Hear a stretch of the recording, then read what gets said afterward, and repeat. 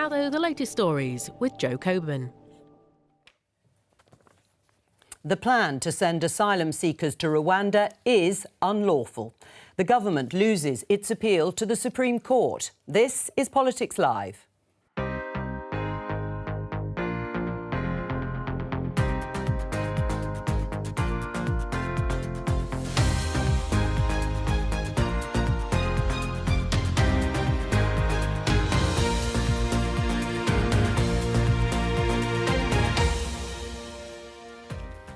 Joining me, Conservative MP Jonathan Gullis, Labour MP Sarah Champion, The Guardian's Kieran Stacey and Noah Hoffman from The Sun. Today. The legal test which has to be applied in this case is whether there are substantial grounds for believing that asylum seekers sent to Rwanda would be at real risk of refoulement. In the light of the evidence which I have summarised, the Court of Appeal concluded that there were such grounds.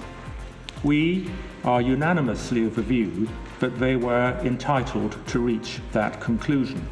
The government loses its appeal to the Supreme Court. Sending asylum seekers to Rwanda is unlawful. I must surely conclude now you never had any intention of keeping your promises. Sacked Home Secretary Suella Braverman hits back in a no-holds-barred letter to Rishi Sunak. Inflation falls to 4.6% in some good news for the Prime Minister as he meets his pledge to halve the rate at which prices are rising. As Israeli ground troops enter the Al-Shifa hospital in Gaza, the Commons votes on whether to call for a ceasefire. Will Labour MPs defy Keir Starmer? It's certain to be a fiery Prime Minister's questions on a pivotal day for Rishi Sunak. We will bring you that.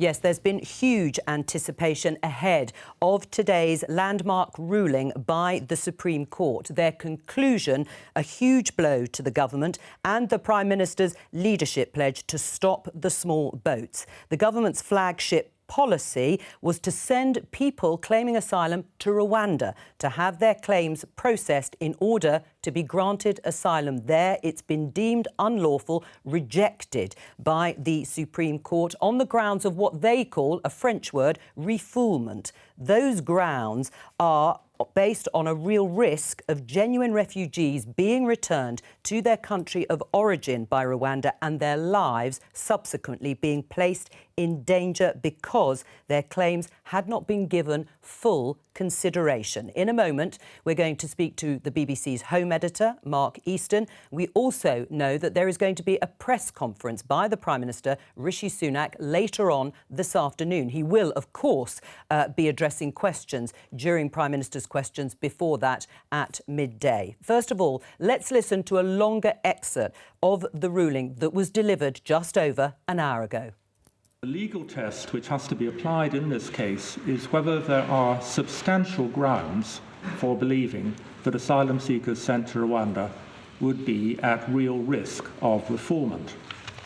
In the light of the evidence which I have summarised, the Court of Appeal concluded that there were such grounds.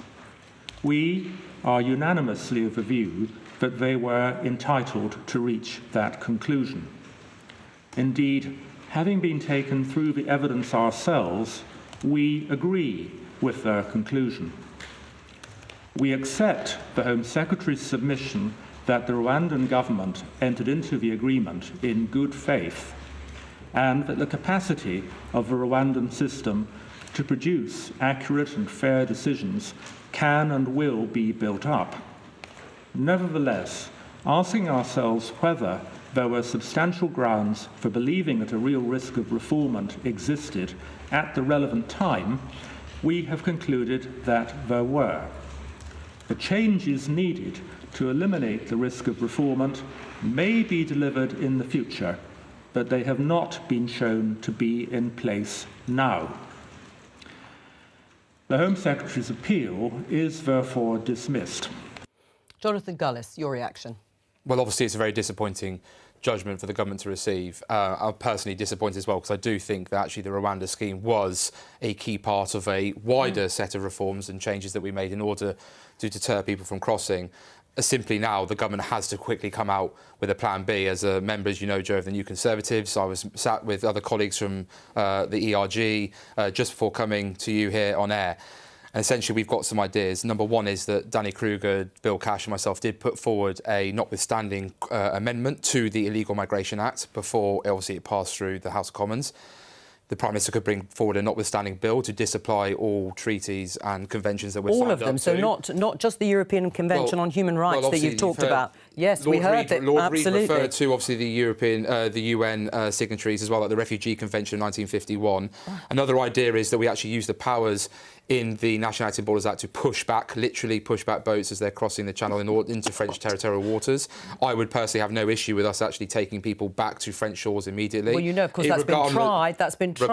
Vice Suella Braverman, in fact, and Priti Patel, and it was dropped. But ultimately, the government has to now, in my opinion, go into a deep, full review of all our obligations under international treaties and convention, because the sovereignty of our country should not be in question. We should be able to control our own borders, and I find it very sad today for people who are looking for this government to deliver on that important pledge, because Labour have no answers to this question. Let me get the reaction from Sarah. I mean, my frustration is it's always someone else's fault, isn't it? And actually, when we look back over successive Tory governments, under Cameron, they cut 1,500 border staff. They've cut police. They've cut armed forces. They've cut money to local authorities that were trying to support people. And rather than dealing with the actual problem and addressing it and coming up with solutions, we have at best a red herring, at worst a dead cat of this Rwanda thing thrown in front of us. They've wasted a parliamentary bill, now an act, when they could have been doing something to, I don't know, deal with the housing crisis, deal with the cost of living crisis. But instead, from the very beginning, we've said that this is unlawful, we've said it's unworkable, but now it's still someone else's fault. Take responsibility. Well, hang on. I'm going to really clear what Labour's plan is. A quota-sharing scheme with the EU, so we take 100,000 more illegal migrants. We surrender our borders. Let Sarah You've asked me a question. Do you want me to speak? Sarah, I'm always happy to hear you speak. Thank you very much. So first of all, what we would do is we'll deal with the source, which is the traffickers. So as long as there is money available, there's going to be traffickers. So we will put traffickers on a par with terrorists, so to make it really inhospitable. We will make sure that the Home Office actually is able to process genuine asylum cases and get rid of people that have no right here as quickly as possible. And through the measures that are already in place. Hang on, because we need to just focus. We'll come back to all of this, but let's just focus on the ruling and what it means directly for the government, because our Home Editor is outside the Supreme Court. Mark Easton, hello to you. It was an emphatic ruling by the Supreme Court. What does it mean for the government? Oh, I don't think this could have gone worse for the UK government than what they said, because it wasn't just that they lost on the argument as to whether Rwanda needed to be a bit safer. The evidence that was produced and quoted by the justices was really saying that Rwanda is far from being a safe country for refugees. Even after the UK signed its Memorandum of Understanding, refugees were being sent back to the very countries from which they'd fled. And that is essentially, as you've been discussing, I'm sure, the centrepiece of the argument, whether or not somebody who's a genuine refugee comes to the UK, gets sent to Rwanda, and then ends up being sent back from the country where they fled from. So there was that. I think, in a sense, although the judges were very, very clear to say, look, we're not being political, we're just being judicial, just being legal, actually it was a real criticism of the way in which the whole Rwanda policy had been put together. The descriptions of the extrajudicial killings that Rwanda are involved in, the corruption of judges, the failures of the state in so many ways, the failure to so many refugees. All of this stuff, the justices said, was evidence that was available to the UK government, and yet we have seen throughout, from the Prime Minister through the government, people saying, oh no, Rwanda's entirely safe, it's not going to be a problem.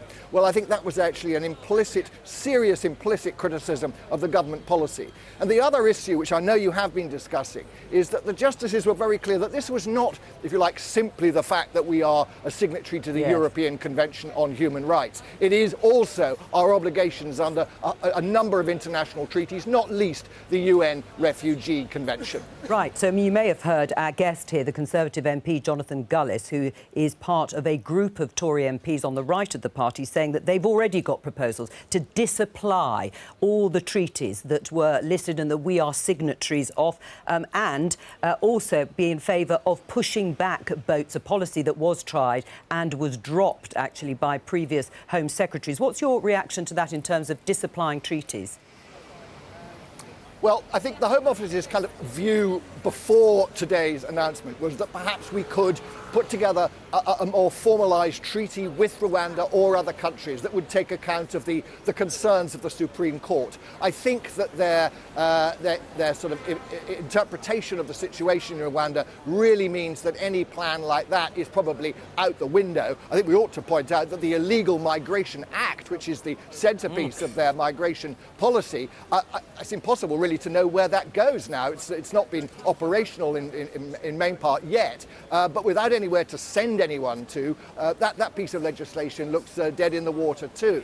So far as the UK leaving not just the European Convention on Human Rights or disapplying from the UN Convention, I mean, this would be massively controversial. It would be a huge gamble by the Conservative government because many people in Britain, whatever they might think about small boats, whatever they might think about the court in Strasbourg, they do feel that the values and principles which we fought for after the Second World War, we were the architects of much of this international law, that they absolutely chime with UK values. And I think that would be a very, very controversial step for the government to take. As for pushing the boats back in the channel, well, I think I heard you say, I mean, this has been put forward as a proposal. Actually, when you're faced with the realities of people in a flimsy dinghy in the middle of the channel, pushing them back, the risks that would have for those on board are so significant that I think it's almost impossible to make that policy work. Mark, number 10 is pointing to the Court of Appeal, and I'm paraphrasing here, so forgive me if it's not entirely word for word accurate,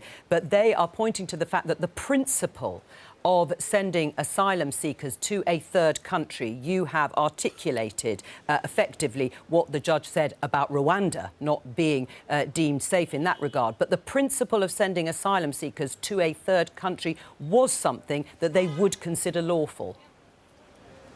Yes, and I think that is where we are. I think that the decision of the appeal court and indeed the High Court before that the principle of using a third country to deal with asylum claims is something that could be done. Well, I think actually, to be honest, I think all bets are off on whether the government would be able to pursue a similar proposal, perhaps with another country. I've heard lawyers here outside the Supreme Court shortly after the judgment suggesting that really there's no way that people can have their asylum claims dealt with in a third country. It will have to come back to the UK with all the difficulties that they face with that, given the enormous backlog in the system. Mark Easton, thank you very much for talking to us outside the Supreme Court. Let me just show you this tweet talking of the political temperature rising as we approach PMQs in just over half an hour's time. Harry Cole in The Sun has said Sir Simon Clarke, who was a government Minister Secretary of State under Liz Truss, the previous Prime Minister, says that Rishi Sunak's, the Prime Minister's response to this ruling is a confidence issue. Do you agree, Jonathan? Prime Minister, I think, should remain the Prime Minister and the leader of the Conservative Party to the next election. But the Prime Minister did also say he was going to do everything he needed to do to stop the boats. And that means making very tough and uncomfortable decisions. And we heard there, obviously, about disapplying treaties that we've signed. I would remind Mark, who was talking, that, first of all, the Refugee Convention was written in 1951. We are in a very different world to what it was back then, with global movements of individuals far greater than whenever was anticipated when that was written. Yes. We also obviously have to make sure that, again, in 2016, the largest ever electoral mandate in the history of this country voted for us to take back control of our laws and our borders. I was proudly part of that campaign. 73% of my constituents in Stoke-on-Trent North demand it to happen, and we therefore have to deliver. It's whether there's the political will right at the top of government to actually do what you would like to see, and it doesn't look as if there is at the moment. No, what's your reaction, first of all, to the ruling and what you've heard from Jonathan and Sir Simon Clarke saying that this, or the Rishi Sunak's response, is a confidence issue? So let's not sugarcoat it. This is a huge embarrassment for the Prime Minister. He's suffered a series of major blows throughout the past year. The Tories are, 20 points on average behind in the polls. I think another poll that came out the other day put them on even further behind than that. There was a small win for the PM this morning when he achieved one of his 5 pledges to halve inflation. That small win lasted all of 5 minutes because the moment the Supreme Court ruling came out, that was the story of the day. That's going to be the story for the rest of the day. And it's embarrassing. So much has been staked on the Rwanda policy succeeding. It was something that a lot of MPs believed would genuinely stop the boats. And I think there is a very genuine cross-party desire to see the boats stop because they are unsafe, and it is something that the public want to see as well. But this is really humiliating, and I think it will embolden the right of the party. Some will go further than Jonathan is. Jonathan's saying that he wants the Prime Minister to stay, and I think the last thing that the Tories need is a civil war. But you will see some even further right to Jonathan who will call for some sort of confidence. How much trouble is he in, Rishi Sunak? Well, I think, in a way, Jonathan kind of sums up the mainstream feeling in the Tory party right now, which is you can't have another leadership election now before the general election. And that's what's keeping Rishi Sunak much more confident than he might otherwise be. So we saw his reshuffle this week, where it was a much more centrist reshuffle than we might have expected. And I, for example, thought that if he was going to sack Suella Braverman, he might bring in someone like Kemi Badenoch to keep people like Jonathan happy that they had a Home Secretary who represented their views. But he obviously didn't. He's got James Cleverly, who's much more of a centrist in there. He's obviously brought David Cameron back in. That, to me, speaks of a Prime Minister who kind of is on slightly surer footing than we give him credit for. I think he bets that the Tory party is not going to oust him. And I think Jonathan's words also suggest that. Right, well, if I just show you this, Brendan Clark-Smith, your colleague, Tory MP, we've been here before, enemies of the people. This is referring and overtly saying that the judges are political, when actually the justice here made very clear at the beginning this has nothing to do with politics. They were just looking at whether the Rwanda policy was lawful. Do you want to disassociate yourself with that or agree with Brendan? Well, I read that he was saying that about the Tory party, so thank you for the clarification. Well, I'm just assuming, but maybe it is about the Tory party. Well done, Sarah. I'll give you that one. I've got to give you that. Look, first of all, what Brendan wants to say is on his behalf. I'm not here to talk on behalf of Brendan. No, what I would say, Jo, is that Lord Reid and the justices have every right to determine if I'm going to believe in sovereignty of our nation, then I have to believe in checks and balances. The Supreme Court is an important part of that system. So you accept the judgment? I accept the judgment. I certainly dislike it, but I accept it, which is why I came on this show and said to you the government now should proceed with a notwithstanding bill, preferably, if we can get it through in time. But I would like, if we're not longer term, to have a full deep dive review of all conventions and treaties we signed up to, and then go to the public in our manifesto saying that we would, for example, as I've said before, happily leave the European Convention of Human Rights. Or do what Lee Anderson, the Tory Vice Chair, is suggesting. This has been tweeted by Kevin Schofield. We should just put the planes in the air now and send them to Rwanda and show strength. Would you be in favour of that? Well, again, the judgment has said that we're not able to do that. Right. And as much as I would like that to happen, I would see that would just be we'd be in court. Having fights when actually we could be quickly producing legislation.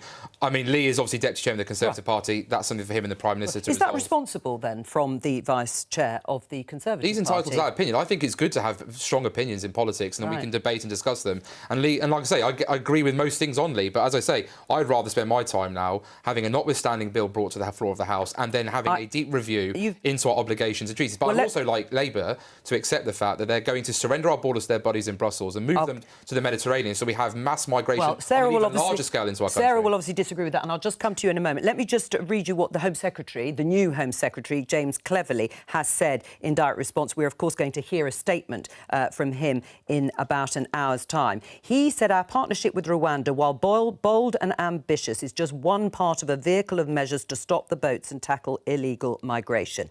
But clearly there is an appetite for this concept. Across Europe, illegal migration is increasing and governments are following our lead. Italy, Germany, Austria are all exploring models similar to Rwanda. We will carefully review today's judgment to understand implications and next steps. Are you prepared to wait to see what the government is actually going to unveil and how they're going to react? Well, what I'd like the Home Secretary to make clear, and I think he's coming to the floor of the House later on today, is how long am I expected to wait for? Because my constituents are at breaking point. My area voted 73% to leave. It was the 5th largest contributor to the voluntary asylum dispersal scheme. We've had hotels, albeit one, though, thanks to my campaigning to end Serco's abuse of Stoke-on-Trent, seeing one of the hotels emptied. If I've said it before, Joe, the Conservative Party doesn't get on top of this issue and deliver, we're toast at the next election. I've no doubt about that. And the opinion poll that Noah was referring to shows quite clearly that, Nigel Farage sitting in the jungle might be helpful till Christmas. When he comes back, he could cause an awful lot of problems, particularly in the Red Wall. All right, well, let's just go into the House of Commons because we have got PMQs coming up in 25 minutes' time. And, of course, the drama will all be inside the chamber. It's not looking very full now, but I bet every seat will be taken by midday. Grateful, of course, that you two are keeping us company here. Sarah, on the principle of sending asylum seekers to a third country, that was accepted by the appeal court. That hasn't been ruled out of hand in this Supreme Court ruling. Do you accept that as a policy, that is a workable policy, that Rwanda's just not the right country? What I don't accept is that it will make that much difference, because the assumption of sending people away, stopping the boats... Being a deterrent. Being a deterrent. How is that a deterrent if you're a Syrian woman fleeing your country with your child, you don't speak English, you're promised absolutely everything with bells and whistles by the people trafficker? How are you going to know that this is the outcome if you take that risk? What I would much rather us do is, rather than spending foreign aid on hotels, which is a ridiculous waste of taxpayers' money, and I am glad that the government is trying to address that, we actually look at the reasons why people are fleeing their homes and then put in measures that they don't have to flee their homes. And we're seeing this all around the world now. And unless we deal with the bigger underlying problems, these sort of show ponies that keep being trotted out as distractions are only going to ever be that. They're not going to actually make the difference. And I thought it was very bold of Rishi Sunak to come out with this stop the boats thing. Yes, not reduce it, but stop them. Exactly. And Suella Braverman's thrown him under a bus because of it. And I think what we're seeing now is this unravelling of all of the promises that he didn't get elected on it, but he got into leadership on. And we need to see the government in its dying breaths do something that actually helps this country, rather than looking for this next leadership battle which seems to be playing out. Sarah talks about trafficking, and of course that is absolutely disgusting, but it's also important to remember that those being trafficked are in a tiny minority compared to those who are being smuggled, which is entirely different. Those are people who are voluntarily choosing to put tens of thousands of pounds in the hands of smugglers to enter our country illegally. And those people, who are predominantly young men, are choosing to come here. And of course, I was down with Border Force in Dover myself. They are telling me that the smugglers are instructing people things like, once you get halfway across the channel, call 999 because the phone signal to the UK is picked up, and say where you are and you'll get rescued. But the point is that Rishi Sunak's deterrent plan has been chucked out of court. Are you worried that there isn't a plan B from Rishi Sunak on this issue, and therefore you are toast, to use your words, because nothing will happen between now and the election? Suella said that there isn't a plan. And your plan is to ram the boats, which I don't really think is... Well, I've said other things than that, but look, I certainly think we should use the powers in existing law. But look, in terms of Plan B, look, I've asked the question multiple times in meetings with the Prime Minister, with the former Home Secretary about Plan B. I've been reassured that things are being worked on. I will go in good faith that Plan B is going to be announced soon. But if it isn't, then the Conservative Party will reap what it's sown. Right, well, let's have a look at what Suella Braverman said in that excoriating letter that she sent to Rishi Sunak after she was sacked. We didn't have to wait long. If we lose in the Supreme Court, she says, an outcome that I have consistently argued we must be prepared for, you will have wasted a year and an Act of Parliament only to arrive back at square one. Worse than this, your magical thinking, believing that you can will your way through this without upsetting polite opinion, has meant you have failed to prepare any sort of credible Plan B. It doesn't look like there's a Plan B, according to Suella Braverman. I can only surmise that this is because you have no appetite for doing what is necessary and therefore no real intention of fulfilling your pledge to the British people. Is there anything in that you don't agree with?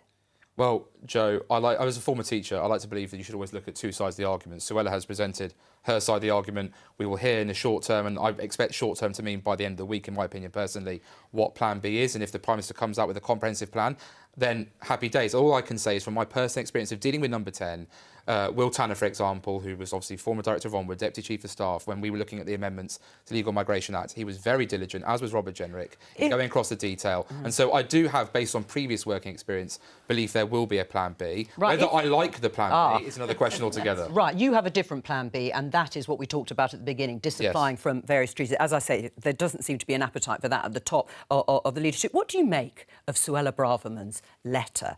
I mean, I've never seen anything like it in a resignation letter. Over all the years I've been covering the Westminster beat. What did you make of it? I mean, it was certainly very colourful. The sort of energy that I describe this letter as is I dumped you, you didn't dump me. And I suppose one big question critics of Suella would have, understandably so, is if this was how you were feeling for quite some time, because you clearly didn't feel like this overnight, why are you doing it now? Why did you wait till you were pushed? Why didn't you fall on your sword?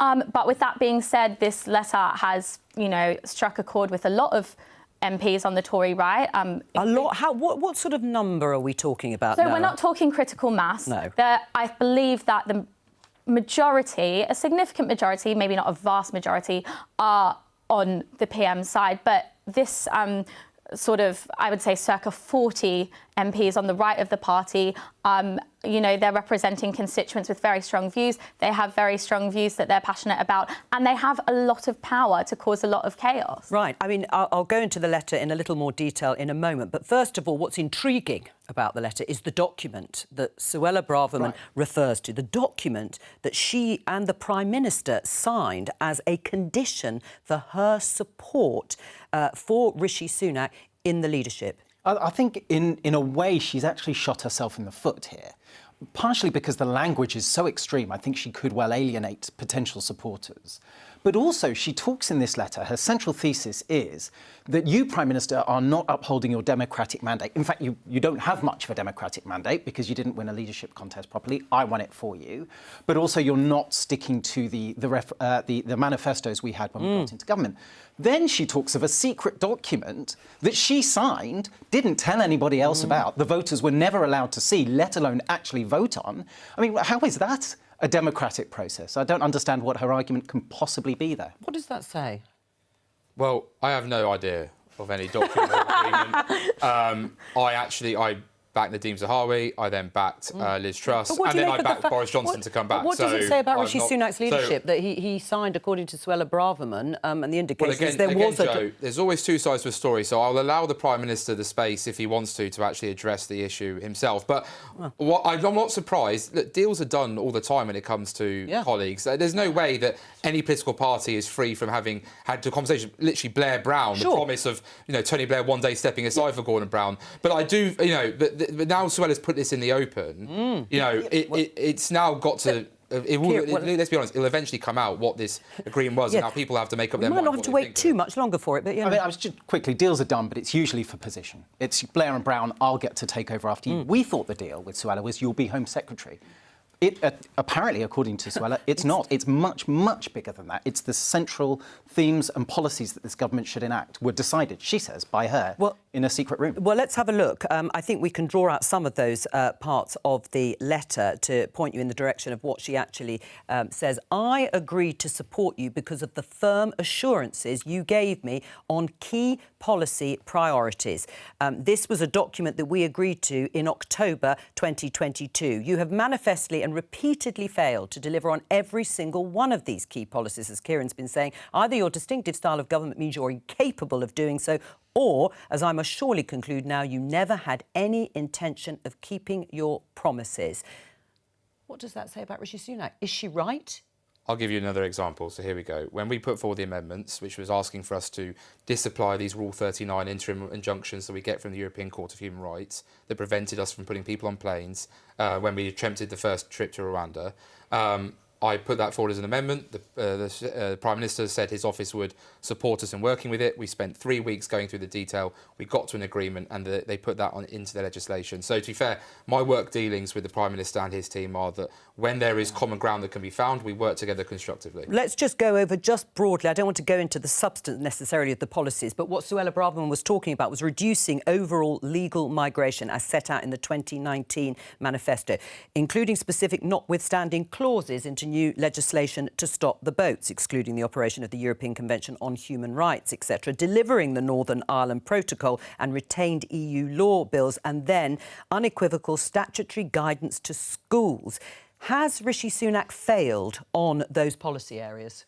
Well, actually, the last time I spoke to the Prime Minister about the guidance regarding trans issues in schools, I think that guidance is going to be coming forward soon. All right, and what about the other three? He's working on that with the notwithstanding. Yes, as I said earlier, we didn't get to agreement. We found a middle ground, at least on the Rule 39 injunctions. Sure, and he hasn't reduced overall legal migration. He has the Windsor framework in terms of Northern Ireland. I rebelled on Windsor framework. I was one of 22, so I was, the Windsor framework is not something for me to go into. The Prime Minister and I met face to face and I explained my reasons why. But with legal migration, Suella is absolutely bang on the money that people are as angry about legal migration numbers as they are about small boats. And the New Conservatives put out a 12-point plan on how that can be tackled. Right. I mean, yesterday, Thangam Debonair, your front bench colleague in the Labour Party, couldn't commit to reducing the level of legal migration.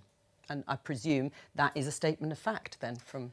I mean, it is what it is at the moment. I think we've got a very clear plan about what we're doing. But going back to Suella's letter, I mean, for me, he's either lied to Suella or he's gone into hock over his policies to get leadership position.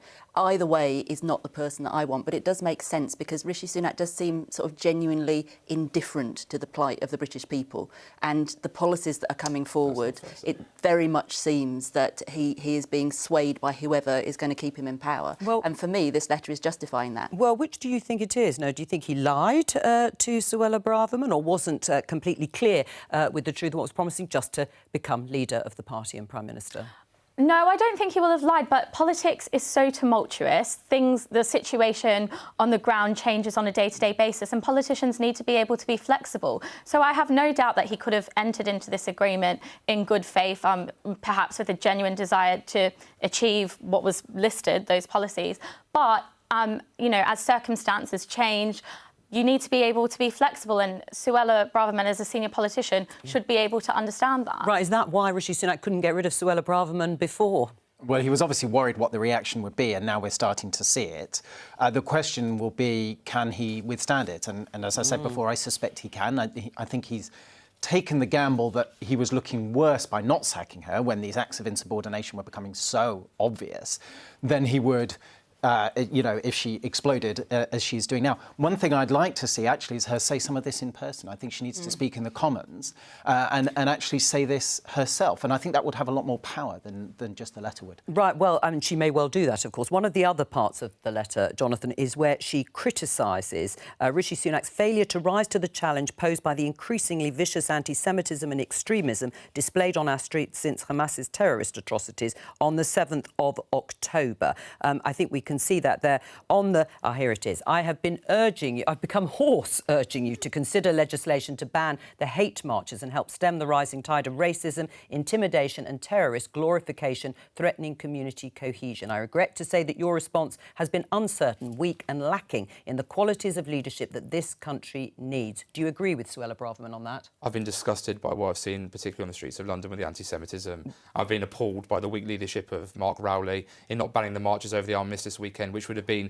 an opportunity to dial down the temperature for everyone to pause and reflect after having week upon week of having to look at these appalling marches. But I will also say this, because I'm proud to represent a Pakistani community and Kashmiri community in Stoke-on-Trent North, Kidsgrove and Talk, and the rise in Islamophobia is also a huge concern, which is why I didn't want any marches or any protests of any kind, from the idiots on the far right to the anti-Semites that we saw on the streets, because ultimately we should have had a weekend of solemn reflection for those who lost their lives to give us the freedom. But is she right that the failure of Rishi Sunak to bring in legislation that would have helped ban those marches, that his response has been uncertain, weak and lacking in the qualities of leadership this country needs? I don't see how legislation would have changed anything. Actually, Mark Rowley, again, I will say this, I'm saying it clear on air, Jo, was weak in his leadership to request to ban the marches. But the government could have done something if they'd really wanted to stop those marches. They could have brought in legislation. Operational independence of the police. We can also give our opinion as politicians. I've given my opinion here on air, what I think about Mark Rowley on this particular issue, and I'm ashamed that he allowed those scenes to unfold on the streets of London when I was, in my community, remembering our fallen heroes. So Suella Braverman's out of order then, claiming it's the Prime Minister's fault? I just disagree with Suella on that particular point. I think that this is a Mark Rowley issue. No? So I think under the Public Order Act, it's up to the police to make that initial approach and advise the Prime Minister whether or not a march should be banned. That approach was not made, so Rishi Sunak couldn't ban it. And he made very clear that, you know, a lot of the soldiers who tragically fell in the First World War were falling for our democratic freedoms and our rights to protest. But I just can't emphasise strongly enough, as a Jewish person, how just devastating, disgusting and scary. Not everyone, to be clear, but a sizable number of people on those marches were, and made my community feel. And I do think, to his credit, that the Prime Minister, as well as Sir Keir Starmer, have been very clear in condemning that. I mean, the police have said that it didn't reach the bar. It didn't reach the bar that they worried about there being serious violence, and arguably the majority of people on that march were peaceful, calling for a ceasefire in Israel and Gaza. But what do you make of what Suella Braverman blaming the Prime Minister for the fact that she couldn't enact legislation that would have, in effect, forced the police to ban these marches? Yeah, well, it's another example, I think, of her not necessarily making as strong a point as she thinks she is, because she was Home Secretary. Exactly. You know, she was absolutely the heart of the government, and she was able to influence policing very strongly as that. She seems a lot of the time to want to almost be a commentator on the outside, and that is, I think, how she's now positioning herself, trying to distance herself from decisions she was actually a part of as Home Secretary. Let's just have a look inside the chamber, which will no doubt be filling up now, as it's only 10 minutes until Prime Minister's questions. And, of course, we'll be expecting Rishi Sunak to answer questions about the fact that the government and he have lost this landmark ruling in the Supreme Court. They have ruled the Rwanda policy unlawful. But that's not all that is going on this afternoon. We also have the statement from the Home Secretary. I read a little bit of his initial statement following that ruling. James Cleverly will be standing up in the House of Commons and outlining the government's response. Jonathan Gullis, our guest here, wants to see something pretty radical. So we'll see if you agree with whatever the plan B is. But there is also going to be discussion around the King's Speech and amendments on a ceasefire, or not, as the case may be. The SNP motion is going to be pressurising the government and opposition to call for a ceasefire. Labour has its own amendment, which has called for a longer humanitarian pause, but stops short of actually wanting a ceasefire. We can see it here. This House wishes to see an end to the violence in Israel and Palestine, acknowledging the daily humanitarian pauses to allow in aid and the movement of civilians. Believes that they must be longer to deliver humanitarian assistance on a scale that begins to meet the desperate needs of the people of Gaza, which is a necessary step to enduring cessation of fighting as soon as possible and a credible diplomatic and political process to deliver the lasting peace of a two-state solution. Well, it says pretty well everything, Sarah, except calling for an immediate ceasefire on both sides. How are you going to vote? I'm going to vote with Labour's amendment, and then I'm going to see if the government rows in behind us and whips their MPs to support it, because what we need to be seeing is a way out of what is a horrific humanitarian situation. We need to see a very clear path to get to a safe, secure two-state solution, and I'm not seeing that in the language of the government. And let's be clear, this is an amendment to the government because I'm not seeing them taking the clear action that I am other world leaders. Right, well, let's have a look at your colleague, Dawn Butler, Labour MP, ahead of tomorrow's potential vote. It's today's. Here is my statement. Many constituents and others have been asking me about today's amendment in the House of Commons regarding a ceasefire. I would like to confirm I will be voting in favour of a ceasefire on both sides. I've been calling for an immediate humanitarian ceasefire on both sides for many weeks and the release of all hostages. Is she wrong? No, she's right. We do need a ceasefire. Right. I do want international leaders. So why aren't you backing it? Say, well, I didn't say I wasn't backing it. What I said was I'm backing Labour's amendment. Yeah, but there is an amendment. But there is an amendment that's going to call for a ceasefire, which is what you believe, Sarah. And then, depending on what happens to that, I'm going to make a decision on the SNP one. And at the moment, I want a ceasefire. The SNP one talks about a ceasefire, but it doesn't talk about the day after. It doesn't talk about the process. So, to be honest, I am that MP that is sitting on a fence, because what I want to do is put maximum pressure on the government to get them to move, because that's what our job is. And I haven't decided which way the cards are going to land. Right, there would. No, I'm not being Sarah, because you are being. Look, I respect the honesty, but let's be honest. You're trying to put it back onto the government. It is the government. It's not the government here. You're trying to walk the tightrope of keeping Sir Keir Starmer happy, whilst actually trying to stand up for what you and many of your colleagues privately believe. The things I'm told in the corridors. So I respect the fact you've been honest, but today is about: are you going to back the SNP motion? I can tell you now, I'll be voting with the government. I'll be voting down the Labour amendment, because ultimately the Labour amendment is just politicking against the SNP's amendment. I'll be voting against the SNP amendment because we keep talking about a ceasefire. No one's talking about the 200+ hostages in these. And what happens about those hostages? No amendment. Does the amendment mention the word hostages in Labour's amendment? Do the word hostages appear? No, it does. I think it does. I think we've only taken part of it. It probably is. Until the hostages are released, there should be no conversation about ceasefire. We talk about what is proportional. Well, what is proportional to 1,400 people massacred in their homes and 200 people taking capture? You know, at the end of the day, Israel has every right to defend itself. And, of course, we want a two-state solution. I'm absolutely keen for that. Hamas have destroyed that. Well, hang on. Well, at this point, because you know, the images are absolutely horrifying from inside Gaza. At the Al-Shifa hospital, particularly, they are the most recent images we've had of Israeli defence forces.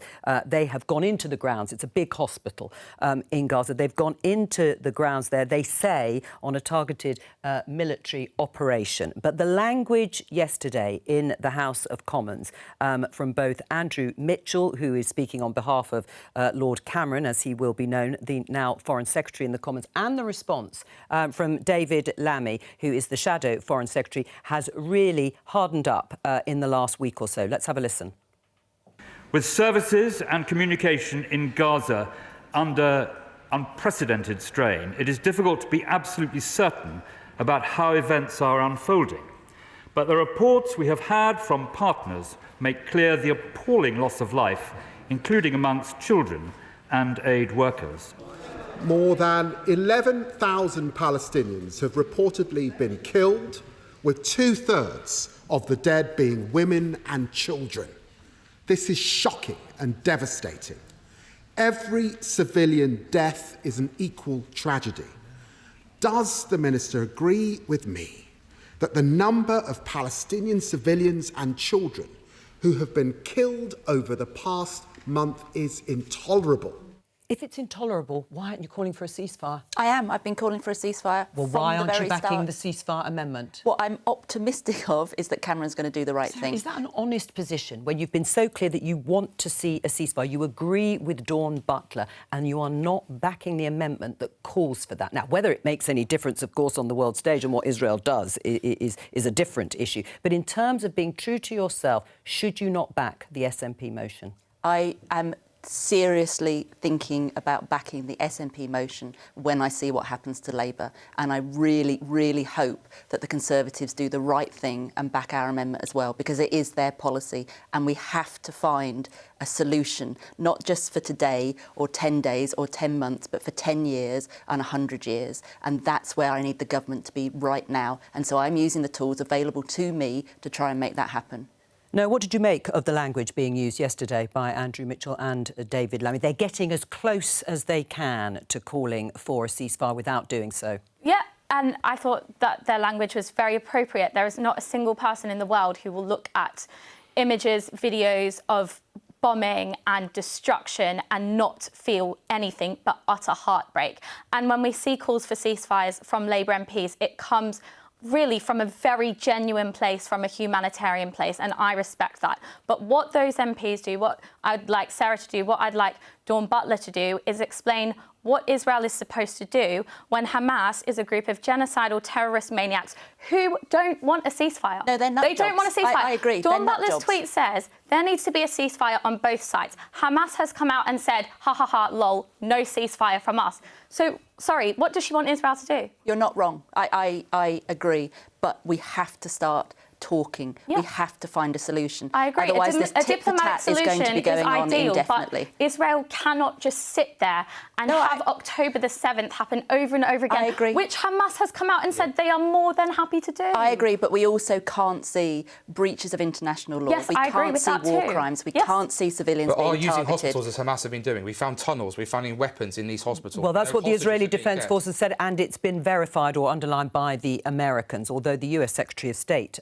Kieran Anthony Blinken, is also getting close to President Macron's position of stopping the violence. How difficult is this for Keir Starmer? Will he sack front benchers who walk through the division lobbies with the SNP on their motion for a ceasefire? Yes, he will. That's what they've said. They've been pretty clear, the Labour whips. They are prepared to sack any front bencher who votes for the SNP motion.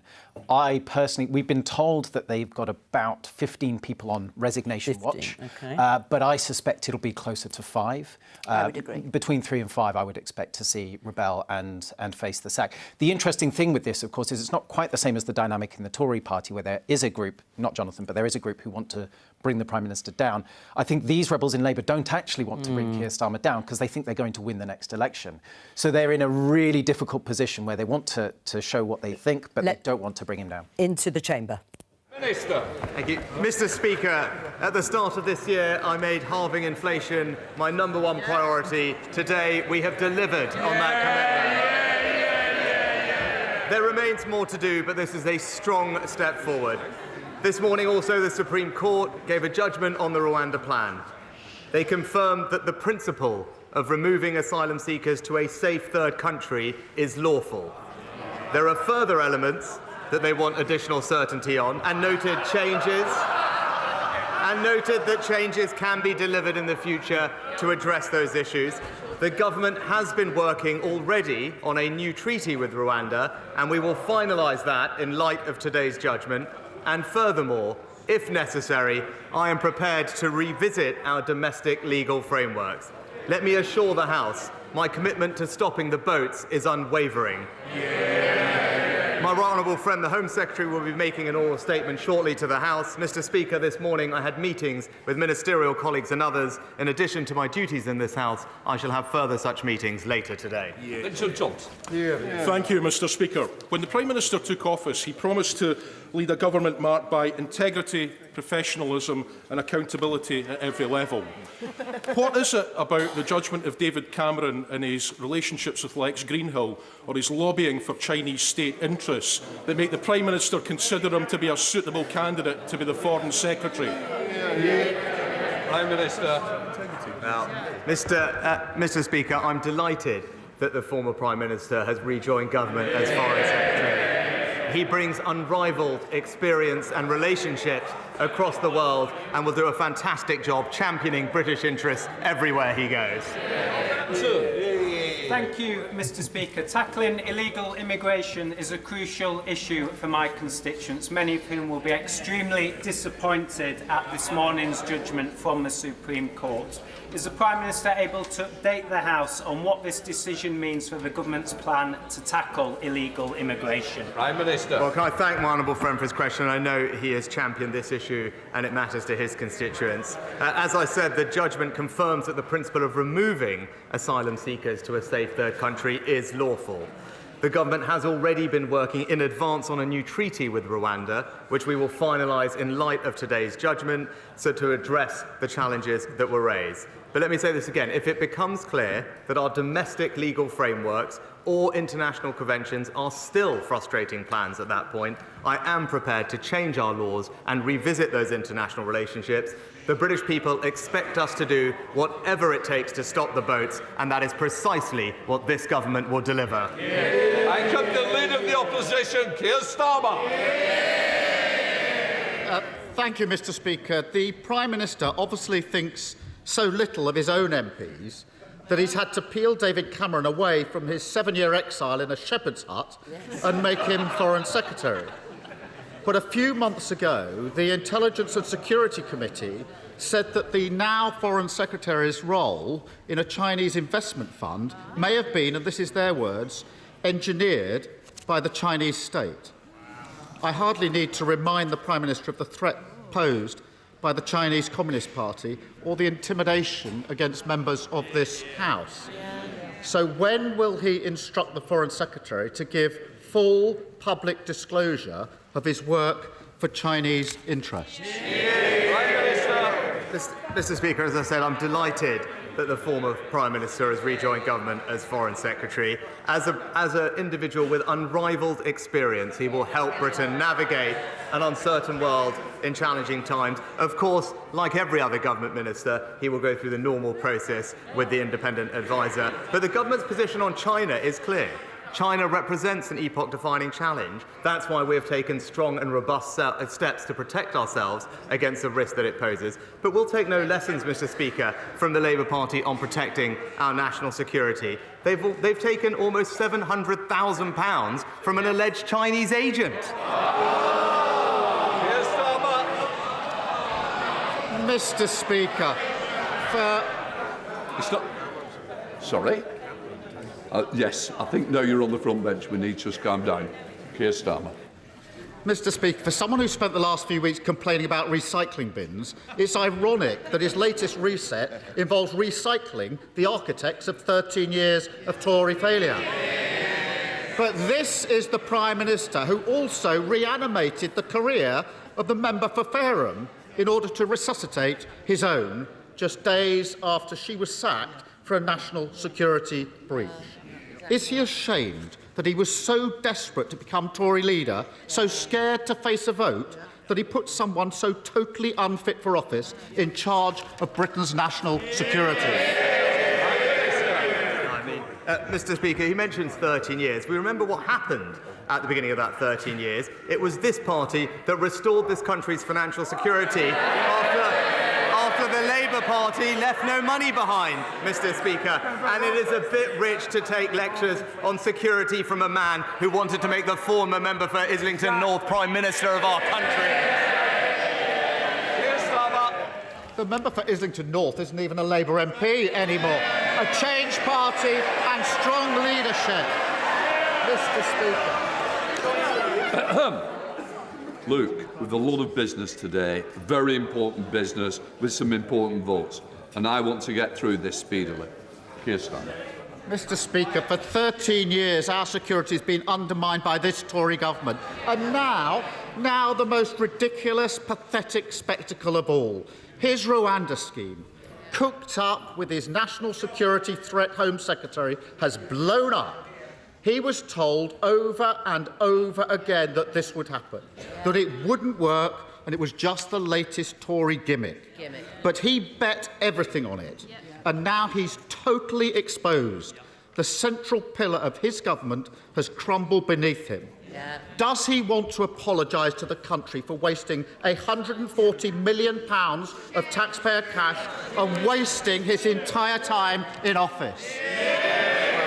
Mr. Speaker, obviously the person opposite didn't hear what I said about our approach to Rwanda, and not least when it comes to stopping the boats. Rwanda is one part of our plan which has already delivered a reduction in the number of small boats this year by a third, Mr. Speaker. But he talks about apologising. He talks about the former member not being a Labour MP now. Yes, he wasn't a Labour MP when he declined 15 different times to say that Hamas was a terrorist organisation this week, which is shameful. But he was a Labour MP. Indeed, the honourable gentleman served with him. He told the country he would make a great Prime Minister. At that point, he described Hamas as friends. Does he want to apologise for that now?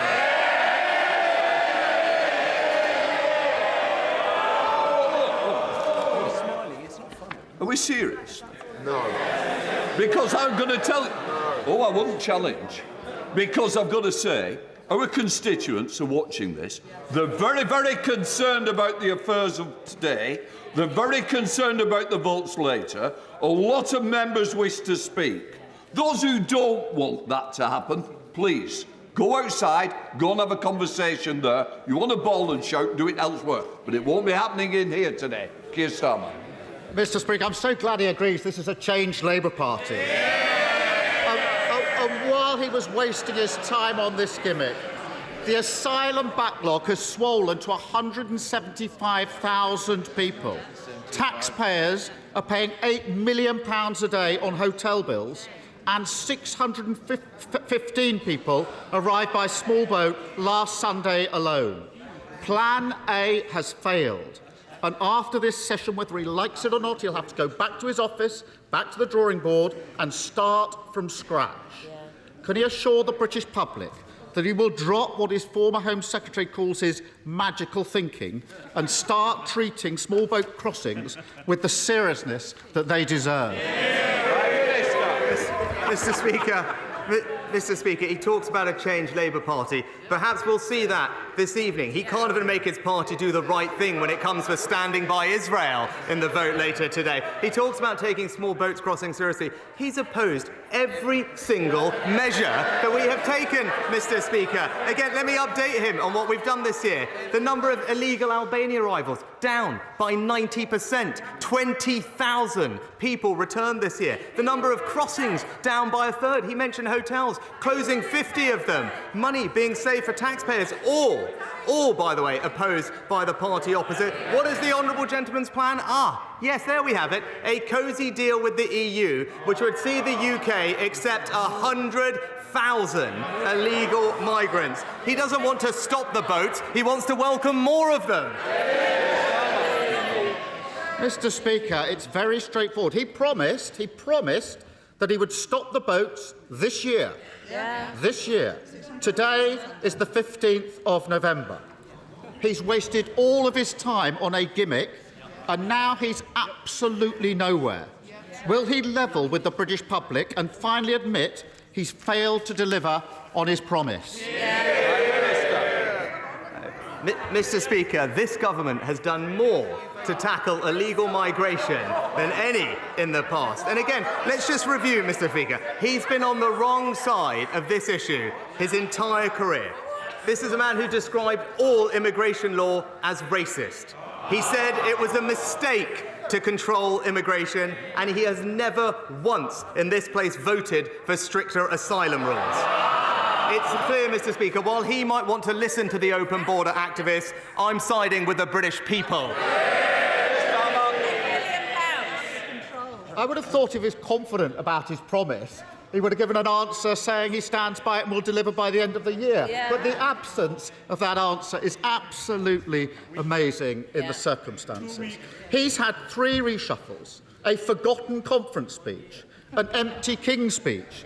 He even found time to fanboy Elon Musk. But not one of them has made the slightest difference to the lives of working people. If we had £1 for every time we had a reset, the cost of living crisis would be over long ago. Now, he likes to think of himself as the man from Silicon Valley, the tech-savvy Californian, the country's first AI PM.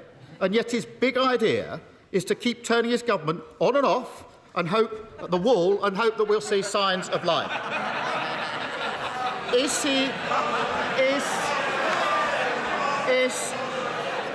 he starting to feel that, as somebody once said, he was the future once?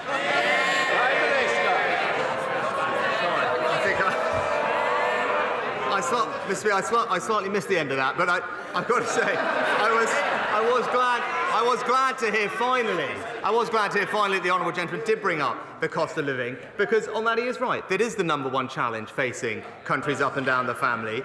And today, again, he mentioned it, but what he failed to recognise, and he talked about delivering on promises, today was a day that we delivered on the most important pledge I make to halve inflation, Mr. Speaker.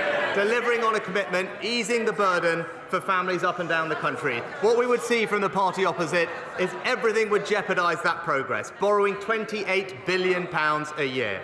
undermining our energy security, giving in to inflation-busting pay rises to his union backers. That's not a sensible plan, Mr. Speaker. It would push up mortgage rates, push up inflation, harm working families. All the while, we're going to continue delivering for the country. And now for something completely different, question 4. We are. Prime Minister. Well, Mr. Speaker, I'm sure my honourable friend will be delighted that the West Midlands now tops regional rankings for foreign direct investment. The government is also significantly investing in the region, including hundreds of millions of pounds for Levelling Up Fund and Towns Fund investments, and introducing a new pilot scheme to help businesses in the region become more energy efficient. Sir Michael. Well, can I thank my right honourable friend for that encouraging answer? And on behalf of my constituents in Lichfield, may I thank him for having the guts to actually stop HS2. But can I ask that the area within my constituency in the north, where construction is still going on, that this happens swiftly, and that those areas which are not going to have HS2, compensation is also made swiftly to those people who are expecting it. Well, can I thank my honourable friend for his question, but also for his consistent campaigning on this issue, and I recall his last question at Prime Minister's Questions on this very topic. I'd like to reassure him that we are committed to fair treatment for people affected by the changes, whilst also protecting taxpayers appropriately. Wherever property has been acquired for HS2, property owners have been fully compensated, and any outstanding cases will be settled. We are developing a programme to sell the surplus land on HS2 Phase 2 and ensure that it delivers value for money, does not disrupt local property markets, and I'll ensure that the Rail Minister talks and meets with him swiftly on behalf of his constituents. MP Leader Stephen Flynn. Mr. Speaker, in 2010, the then Prime Minister and now Foreign Secretary David Cameron said that people in Gaza are living under constant attacks and pressure in an open-air prison. Does the current Prime Minister not agree that if there is not an immediate ceasefire, then all of us in this chamber will be watching on as that open-air prison is turned into a graveyard? Prime Minister. Mr. Speaker, no one can deny the suffering that the people in Gaza are undergoing at the moment. I spoke about this on Monday, and I spoke about it consistently with Mahmoud Abbas, the President of the Palestinian Authority, which is why we're doing everything we can to get aid into the region, and we have repeatedly and consistently called for humanitarian pauses to get aid in and to get hostages and those that need to get out, foreign nationals, as quickly as possible, and will continue, as the Foreign Secretary will do, to make sure that that happens. Stephen Flynn. Mr. Speaker, how much worse does it need to get? 4,609 children are already dead in Gaza. Babies in the neonatal intensive care unit are dying because they don't have access to oxygen. For members across the House, this is a question of values, and it is a question of conscience. So does the Prime Minister not agree that should there be a vote on an immediate ceasefire, that members across the House should be afforded a free vote? Prime Minister. Well, Mr. Speaker, our position as a government is clear on this. It's right that Israel is able to defend itself, and that principle is one which we support. It has suffered an appalling terrorist attack. Hamas is a terrorist organisation, and it is not just Israel's right but duty to protect its citizens. At the same time, we have consistently at the United Nations and bilaterally with all our partners called for humanitarian pauses to ensure that more aid can get in, hostages and nationals can get out. That's the right thing to do. We will continue to do everything we can to alleviate the suffering that the Palestinian people are undergoing, and I'm confident that our efforts are already making a big difference on the ground. Thank you, Mr. Speaker. Kirklees Council have closed Dewsbury Sports Centre, delivered just 14% of educational healthcare plans with a 20-week target, are unable to deliver a 5-year land supply, just 3 of its many failings, and now they want to introduce extortionate car parking charges, punishing hard-working families and destroying the high street in our towns and villages. Would my right honourable friend agree with me that Labour-run Kirklees Council is no longer fit for purpose? Prime Minister. Mr. Speaker, I share my honourable friend's disappointment with the Labour-run council in Kirklees. Just this week, we saw, I believe, a Labour councillor suspended for anti-Semitism. As he said, they've also closed the Dewsbury Sports Centre and are proposing to increase car parking charges, punishing local businesses and shoppers in the run-up to Christmas. The council is clearly no longer fit for purpose, and local residents deserve better. Speaker, last week, members from across the House heard testimony from a young Israeli man who lost both of his peace campaigning parents in the October the 7th attack. This morning we heard from Palestinians who have lost generations of families in the south of Gaza because of the military attacks there. This is a question of humanity and morality. Hear, hear. The Prime Minister has an opportunity to lead the calls for peace or endorse death, violence and destruction. Which will he choose? Hear, hear. Mr. Speaker, I think that's an extremely naive and simplistic way to look at the whole. What he failed to mention in his question was the fact that a proscribed terrorist organisation perpetrated an awful attack on over 1,000 individuals, and Israel has every right to defend itself in those circumstances, and people, their country, would expect nothing less for them to provide security for their citizens. Now, of course, alongside that, they must abide by international law, and we will do everything we can, as I have said, to make sure that aid flows in and provides alleviation to the suffering that the people in Gaza are seeing. Kevin Foster. Thank you, Mr. Speaker. Proposals for a new rail station at Edginswell have been looked forward to for a decade, but a final funding gap exists. Will some of the funds released by the decision to scrap further phases of HS2 be used to resolve this? Prime Minister. I can assure my honourable friend that our decision on HS2 means every region of the country will now receive more transport investment than it would have done before, including the South West. I'm pleased that funding is happening to protect the vital rail link between Exeter and Plymouth. There'll be a £2.8 billion road resurfacing fund, and his constituents in the South West will continue to benefit from the £2 bus fare until the end of next year. I know that we have previously provided almost £8 million to progress the station that he mentions, and I'll reassure him that the Rail Minister will have heard his representations and continue to update him on the progress that they're making. Dixman. Thank you, Mr. Speaker. David Cameron was the well-paid public face of Lex Greensill. Greensill's companies are facing criminal investigations in Switzerland, Germany and here in the UK. David Cameron messaged ministers and officials 62 times over Greensill's COVID loan guarantees. The Treasury Select Committee called this a significant lack of judgment. What does his appointment say about the Prime Minister's own judgment? Prime Minister. Mr. Speaker, as the honourable gentleman knows, the government commissioned Nigel Boardman to review all those issues and strengthen the system following those recommendations. But I'm very confident, Mr. Speaker, that this nation will be well represented by the former Prime Minister abroad. He's a Prime Minister with unrivalled experience of foreign affairs, will help Britain navigate an uncertain world in challenging times. And in contrast, the party opposite would offer to the country a shadow Foreign Secretary who backed his predecessor to be leader, was paid to appear on Russian television, and even voted against Trident. Does that sound like a man who should represent Britain? Thank you, Mr. Speaker. The inflation numbers this morning were very welcome, but the tax burden continues to bite.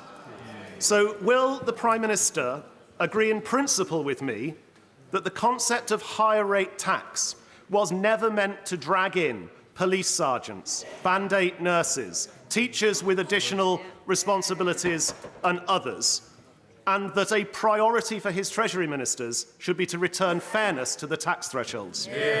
Prime Minister. Well, Mr. Speaker, I agree with the honourable gentleman, and I'm pleased that the vast majority of people will continue not to pay the higher rate. I share his ambition to cut taxes for working people. Right now, inflation is falling, and we're sticking to our plan, which is delivering a halving of it this year, because that is the most effective tax cut that we could have delivered for the British people this year, rather than making it worse, as the party opposite would, borrowing money in the way that would be irresponsible and just drive up inflation and interest rates. But I want to reassure him that I absolutely share his ambition to cut taxes for working people, and as we stabilise the economy, that's something that both the Chancellor and I are keen to deliver. David. Mr. Speaker, my son loves football, and I understand the Prime Minister is a big Southampton supporter. So after his latest cabinet reshuffle, I wonder if he can tell me, since 2010, have we seen more Southampton managers being sacked, or have we seen more housing ministers come and go? The answer might help to explain why the government is failing so miserably in new home ownership. Prime Minister. Well, Mr. Speaker, I'm pleased. I'm pleased that in the last figures that we saw, we had actually a record number of first-time buyers, Mr. Speaker, and we're delivering 1 million homes over this Parliament, as we said, whilst the party opposite blocked our plans to unlock 100,000 homes at the same time. And when it comes to Southampton, I'm also pleased that we're on, I think, almost a 7 or 8 game unbeaten run. Sir Desmond Swing. If a two-state solution is to have a chance, Hamas must be defeated, but also there will have to first be a more enlightened policy of administration in the occupied West Bank, mustn't there?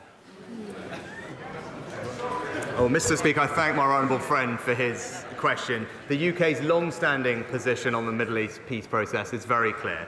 We support a negotiated settlement leading to a safe and secure Israel alongside a viable and sovereign Palestinian state in Gaza and the West Bank. I spoke about this on Monday. Both Israelis and Palestinians have a right to live in peace and security. The longer-term governance of Gaza and security needs to be looked at in the round. It's something that I've discussed repeatedly with President Abbas. We agree with the United States that Gaza should ultimately be under the control of the Palestinian Authority, and we will continue to support President Abbas and his people to get to that outcome. McCarthy. Mr. Speaker, a new generation of drugs, or can be Simkevi and Kaftrio, is absolutely transforming the lives of patients with cystic fibrosis. So people who would have been waiting for double lung transplants now living happy, healthy lives.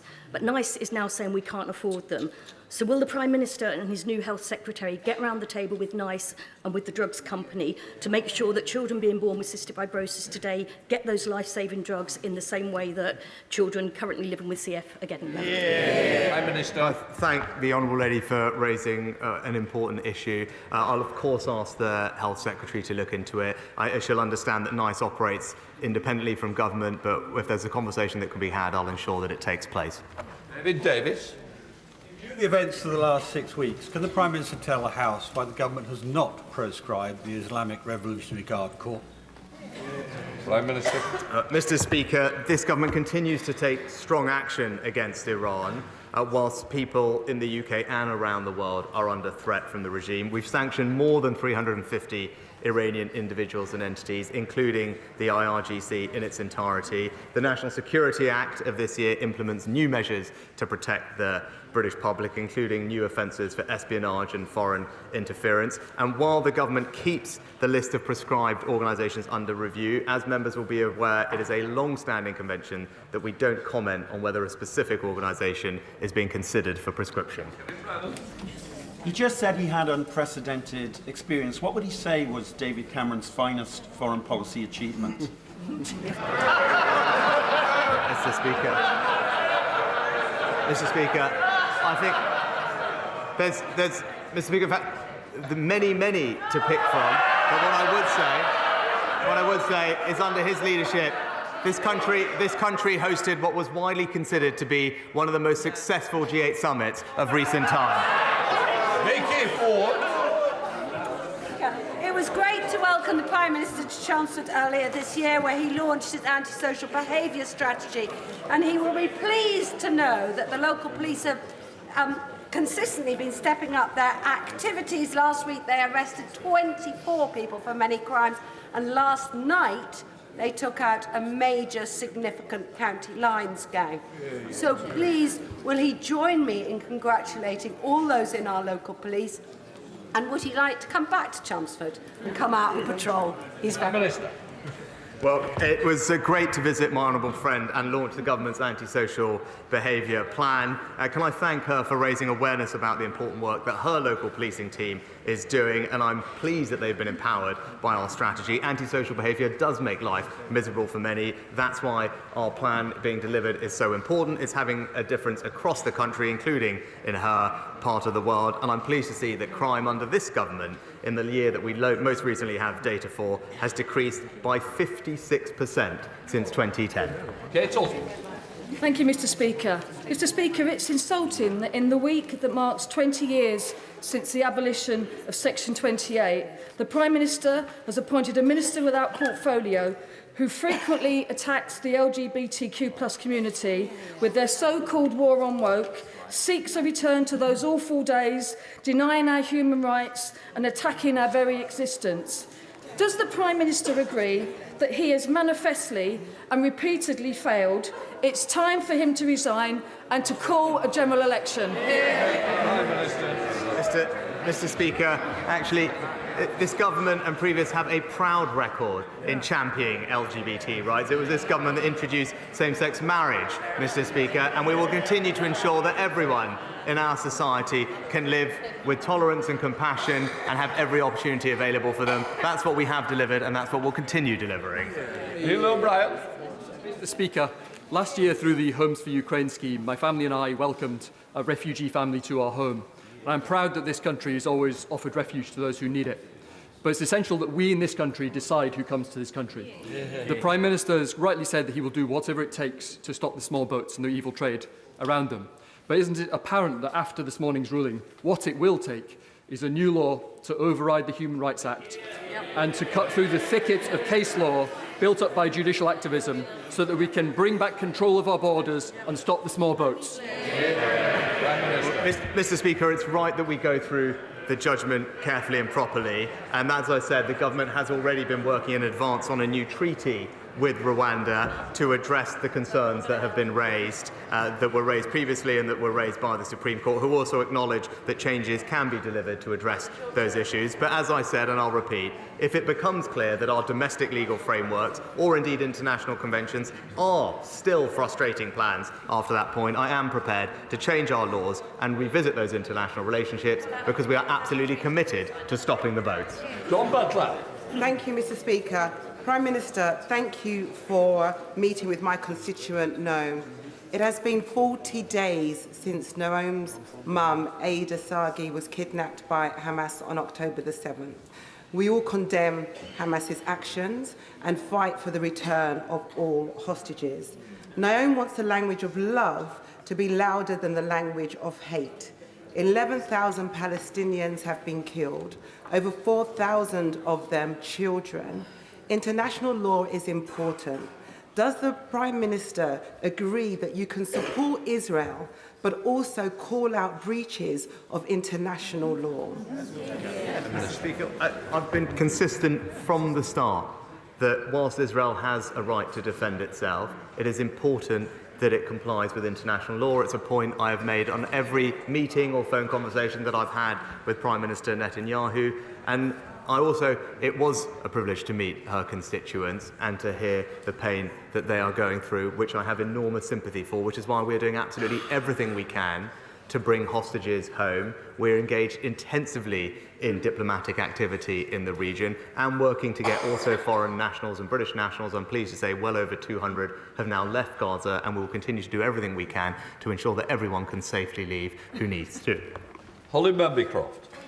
The Prime Minister knows I stand unapologetically with my steelmakers in Scunthorpe. And he knows that I believe, as many across this House do, that the UK must retain a virgin steelmaking capability for strategic reasons, if nothing else. Will he reassure the House that he is personally following developments at British Steel and doing all he can to retain what is a vital sovereign capability?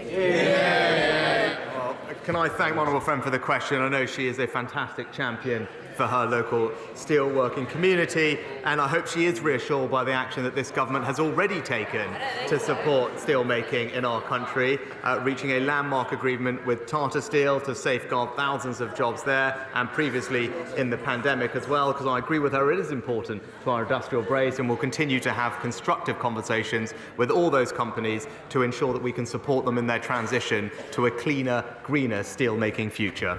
Ian Paisley. Thank you, Mr. Speaker. According to the British Independent Retail Association, on a matter that affects every constituency across this kingdom, 82% of retailers don't even bother reporting physical attacks on their staff when they're attacked. It takes shopkeepers to sell an additional 12 items to make up for an item that has been stolen. Will the Prime Minister support efforts that are being made by that association and many others across this House to ensure that retailers are protected, that theft against them is called out, and that they are supported in every way possible? And today at a meeting in Dining Room C, will he encourage those members from those shops in their efforts? Can I firstly pay tribute to the work that my honourable friend does on this issue as the Vice Chair of the All-Party Group on Retail Crime. He's absolutely right about the importance of this issue. Working in my mum's shop and her pharmacy growing up, I understand exactly what he's talking about when small businesses are the victims of crime. What I can tell him is that our expectation and our agreement with police forces is that all shoplifting should be followed up where there is evidence, such as CCTV footage, which is something that we did earlier this year, and also that any violent or abusive behaviour towards shop workers, particularly those who provide a valuable service to the public, is never acceptable, and that is why we introduced a statutory aggravating factor for assaults on workers that provide a service to the public, and I commend him on everything he's doing on this issue. Questions to William Cash. Speaker. Thank you. Will my right honourable friend give the House an assurance that he has made clear to the new Foreign Secretary, who of course we wish well, that and that he has agreed that his policy and conduct of EU-related affairs will be consistent with the government's 2019 election manifesto and the referendum, and is now fully committed to UK parliamentary sovereignty, self-government and democracy, and in accordance with the government's subsequent legislation. Prime Minister. Well, I'm delighted to give my honourable friend that assurance, because this is a government that is seizing the opportunities of Brexit, aided by his advice and support, passing the rule bill, ensuring that we can regulate our growth industries in a more competitive way and sign trade deals with the fastest growing regions across the world, including most recently the CPTPP. It's this government that's delivering the benefits of Brexit to every part of our country, and long may that continue. That completes Prime Minister's questions.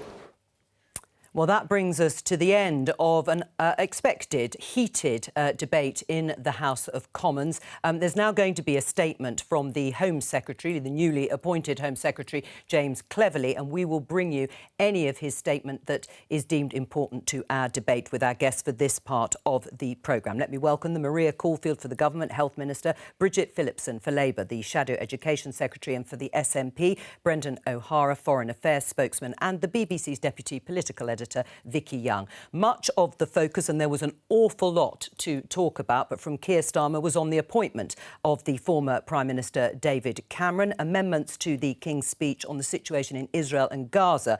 But of course, it was that huge blow to the government and to Rishi Sunak's pledge to stop the small boats when the Supreme Court, as we have discussed before Prime Minister's questions, ruled that their Rwanda policy is unlawful. Maria Caulfield, Rishi Sunak told the Commons that he will finalise a new treaty with Rwanda in light of the Supreme Court's judgment. Why? The Supreme Court has deemed Rwanda unsuitable for asylum seekers to be sent there. Well, I think what the court ruling wasn't about Rwanda as a place of safety. It was what happens to people who are sent to Rwanda and the possibility that they may be returned to their country of origin. And he said that Rwanda was not suitable for asylum seekers to be sent from here to there to have their claims processed in order to be granted asylum there, because the risk of them being sent back to their original country where they may risk persecution was extremely high. Yeah, but Rwanda as a country was not the issue. It was the potential for them to be sent back to their country of origin, and that is why the Prime Minister has said he will renegotiate that treaty to put in safeguards that may then reassure the courts. Well, you say that. Well, let's listen to what the Supreme Court President said about Rwanda. Let's have a listen. Rwanda has a poor human rights record. In recent times, British police have had to warn Rwandan nationals living in the UK of credible plans by the Rwandan government to kill them. In 2021, the UK government criticised the Rwandan government for extrajudicial killings, deaths in custody, enforced disappearances and torture.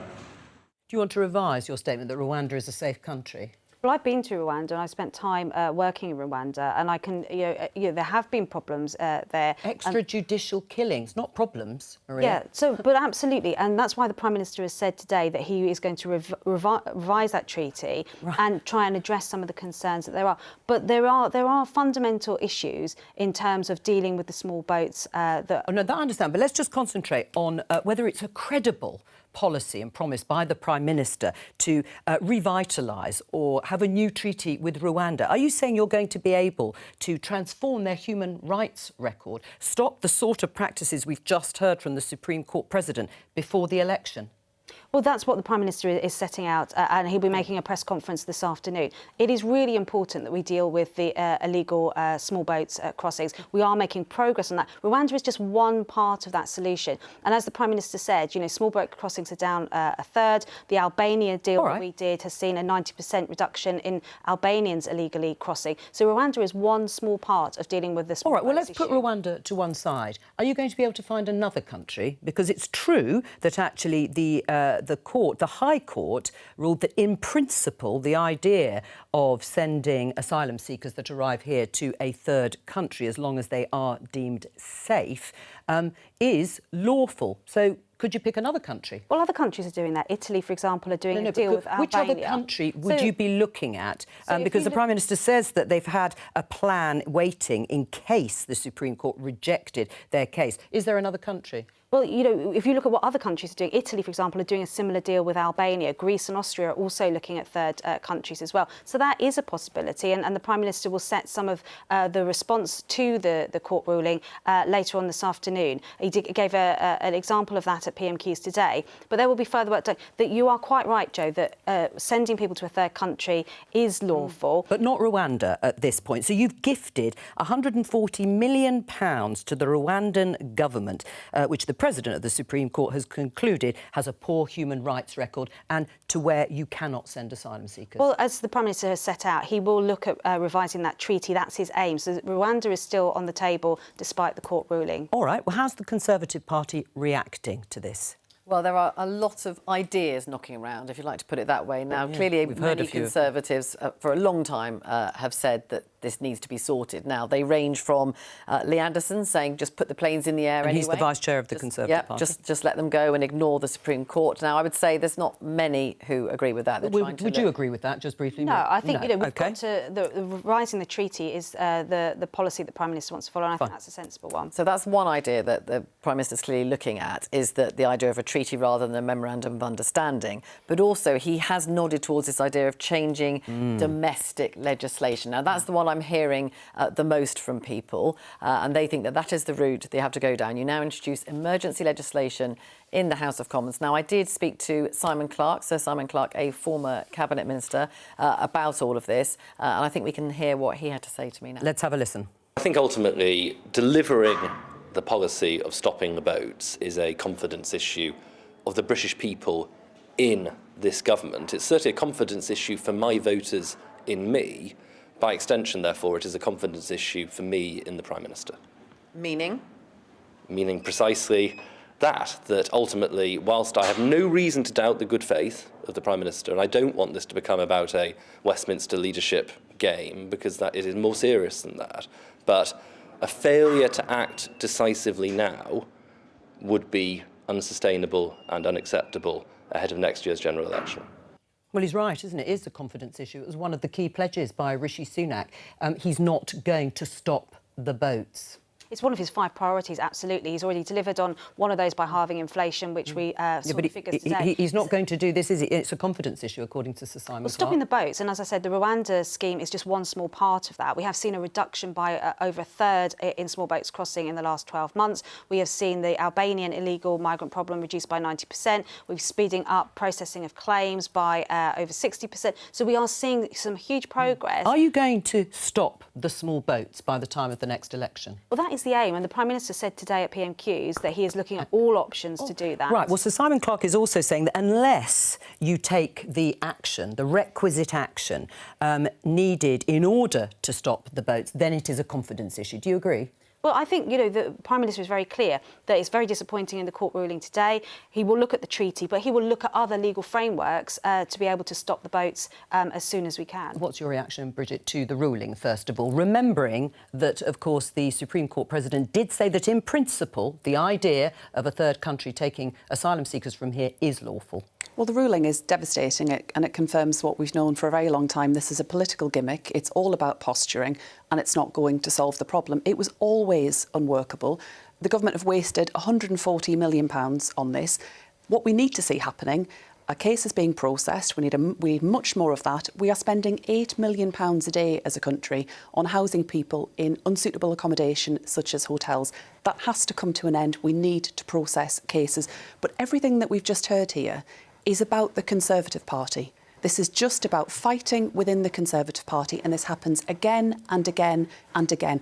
Could we please just get back to a situation where we're talking about the interests of the country? They should move on from this. It's been found to have failed. They have to find a different way.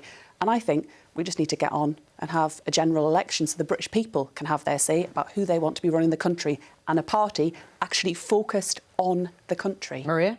Well, I think the British public would be very interested to hear about Labour Party's policy on stopping boats. It's clear from the general election that we last held that dealing with illegal immigration was a big priority for the British people. We're clear about how we want to do that, and we're facing obstacles and opposition to that. But Labour have been very clear that they don't believe in the borders. They want to do a deal with the EU in terms of a quota deal, taking an extra 120,000 people. Processing the claims is important, and we're doing that. But that's just not enough. Can I just come back? You aren't doing that. And what happens time and again is a complete misrepresentation, as you have just done, around Labour's position. We want to have action to tackle cross-border smuggling, more work with the French, officers based with officers based with Europol, processing cases, more caseworkers to do it, and a bigger focus on humanitarian aid. Well, if you are, it isn't working. And if we want to test what the British people think, there is one way of doing it, and that is to have a general election. Let me come to Brendan O'Hara. Does the SNP want to stop small boat crossings? I think it's a false argument. I'm not making an argument. I'm just asking a question. Do you want to stop the small boats? I think what we want to see is a fair and legal routes for refugees and migrants to come to this country. More safe and legal routes. Oh, absolutely. And this is what this is about. And nobody should be under any illusion here that this was a defeat that was always coming, because every single argument that the Supreme Court gave this today were arguments that were put in the debate, that the human rights record of Rwanda was never going to stand up to legal scrutiny. But what do you make of the idea that, in principle, it is lawful? It would be lawful if a suitable country was found to process claims and asylum seekers to remain there. The principle, I think, is morally repugnant. I think the idea of offshoring some of the most vulnerable people in the world who come to this country, who are then shipped off offshore. I think we've seen it. We've seen it in Australia. We've seen it in other countries, and nowhere can you point to it and say that it works, or it is humane, or it's just. It's morally repugnant anyway to offshore and outsource asylum seekers and their applications to another country? Asylum seekers are different to illegal migrants. And we know that in the small boats issue in particular, the vast majority of them are young men who are crossing. We're not seeing women and children crossing in boats at the same number. What you've done here, what this government has done, it has shut off every legal route. And so you are forcing people onto these boats. You are forcing people to the economic migrants, the vast majority of economic migrants. The problem is, Maria, that you don't know. You make the assumption that they are economic migrants. What do you make of the Albanian agreement, though, which has reduced, according to reports, the number of people coming from Albania by 30%?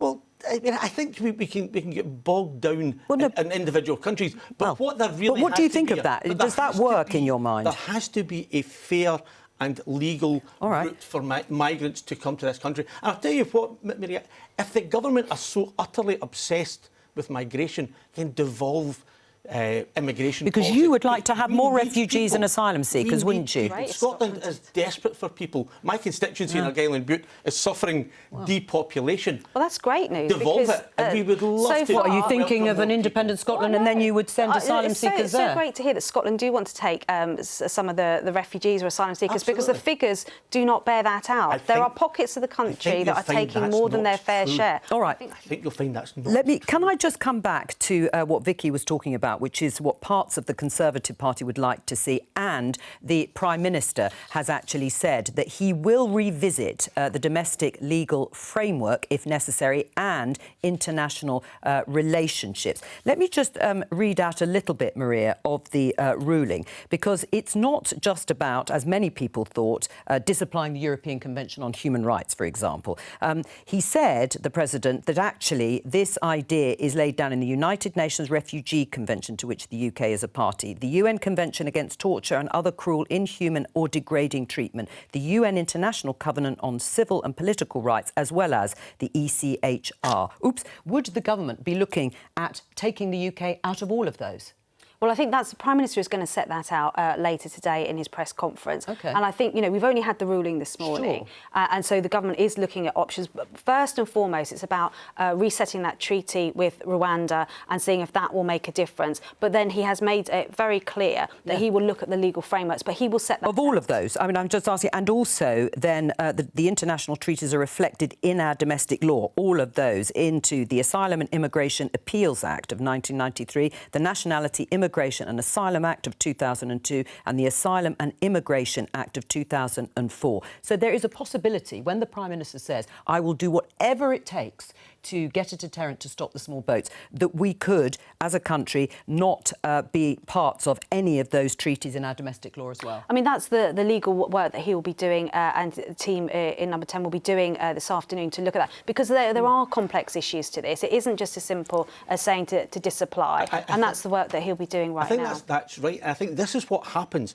when you go down that populist route, when you don't actually think things through and you end up unpicking individual threads, and you're left at the situation where you're now talking about coming out of the EHCR and all these other international treaties. Well, Tory MPs have said they're not fit for purpose, some of these treaties. The Refugee Convention of 1951. Let me just read you this from Boris Johnson, the former Prime Minister. There is only one way to end the legal blockade on Rwanda, and that is to do exactly what this piece that he's written proposes, and do it now. If you want to know what the government of 2019 to 2022, the one, of course, when he was in charge, would have done, here is your answer. It's the only way. Vicki, what's he talking about? So what he is talking about in that article, which was written before the summer, is to say that the UK Parliament should deem Rwanda a safe country. So I think we're going back to the sort of same principles, that the UK Parliament passes emergency legislation saying some of these things. But I think the point you're making there, that lots of Conservative MPs, they're pointing to an amendment that was put down previously by Sir Bill Cash, talking about sort of limited derogation, I suppose is the way to say it. Not of pulling out of things like the ECHR or all of these other ones, but you put an amendment down which limits how that applies. Now, the problem is, as you pointed out there, the Refugee Convention runs through numerous laws in this country. And just another little nugget that we've gleaned from allies of Suella Braverman, she talked about, didn't she, in her letter yesterday, a plan B. Now, what her allies are saying today is that her idea was that you do offshore processing of claims in Rwanda, but handled by UK officials. Now, you can see the difference there. A lot of the problem raised in this judgment is that it's the Rwandan asylum system that's a problem. So she's saying that those granted refugee status under that could come to the UK. Now, her allies say that Number 10 ignored that. So is that another option that they could potentially go back to? Is that an option you'd like to see, Maria? Well, I think, there's the options are there, and the Prime Minister and his team will be working through those. But it is fundamentally about re-looking at that treaty arrangement with Rwanda, because the fundamental problem, both in the ruling today and the previous ruling, was around the potential for where Rwanda sends people back to their country of origin and the risks there. And that is something that can be dealt with by a treaty change. Right. Briefly, Bridget. Just give it up, move on. I mean, this is not the answer. Want to forget about dealing with the small boats completely. Because this was this was only ever going to be 100 people going to Rwanda. It was never going to. No, it was. This was never going to be the answer. There is more than 100,000 cases every year that we're seeing. It's about processing the cases. This is just a ridiculous. But just to be clear, Bridget, even if Rwanda things. were to go ahead at any point, and that looks very unlikely, you were going to reverse it anyway. Yes, because you would spend the money on cross-border working. Was a success in it terms was of never deterrent. going to be a success, and this is demonstrated. They know this. They should just give it up, move on, find a system that actually works. Well, let's listen to some of what James Cleverly, the new Home Secretary, has been saying in response to the ruling. We have been working with Rwanda to build capacity and amend agreements with Rwanda to make clear that those sent there cannot be sent to another country than the UK. Our intention is to uphold our agreement, to upgrade our agreement to a treaty as soon as possible. That will make it absolutely clear to our courts and to Strasbourg that the risks laid out by the court today have been responded to, will be consistent with international law, and ensure that Parliament is able to scrutinise it.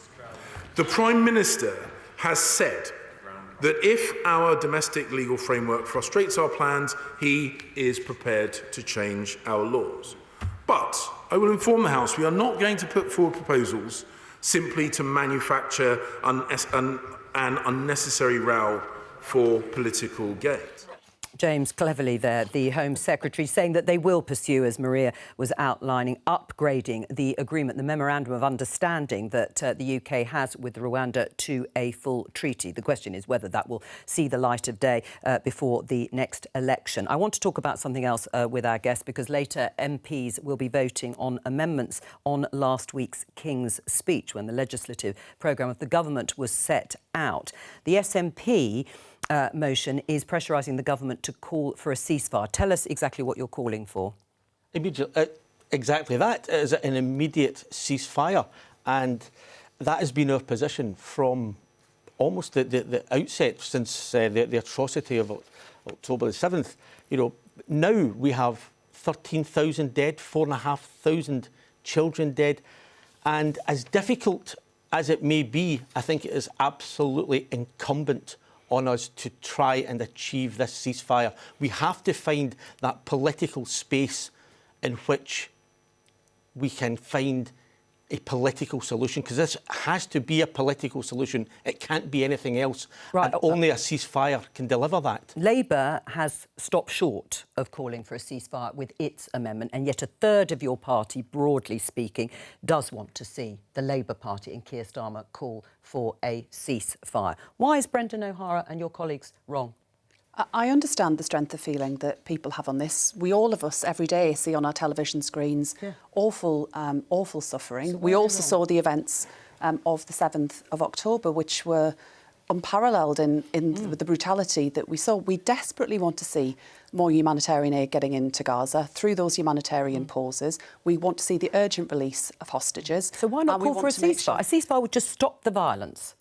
I think the answer that Brendan gave, I think, was quite revealing, in that he said that almost from the outset, he believes that a ceasefire should have taken place. I think Israel has a right and a responsibility to defend its borders and to seek the release of hostages. Now, that does not involve a blank check. Can I just finish, and I'll come back to you. That does not involve a blank check. Of course it doesn't.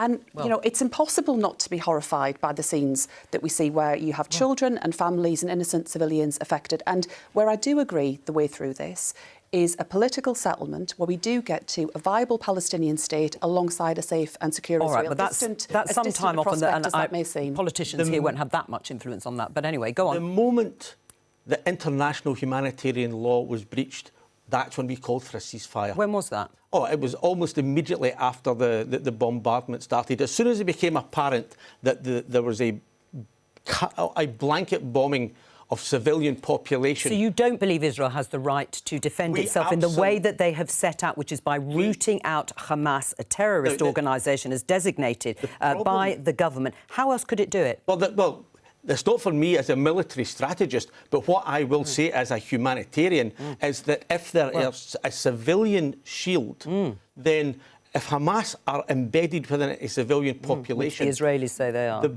bombing of a civilian population that leaves at least 13,000 people dead is an egregious breach of international humanitarian law. So what do you say? The turning off of water, of electricity, of food and medicine supplies is a breach of international humanitarian law. So what do you say when the Hamas spokesman has committed the organisation to repeat the massacres of October the 7th, in their own words, again and again until Israel is annihilated? Doesn't that completely and utterly undermine the idea of a ceasefire that they would not themselves adhere to? It is absolutely incumbent on us to try everything. Now, if Hamas say that, then Hamas are utterly to be condemned for saying it. But you're asking the Israelis to accept that they should leave themselves vulnerable in this instance. What I am doing is we are standing with the United Nations General Secretary, President Macron,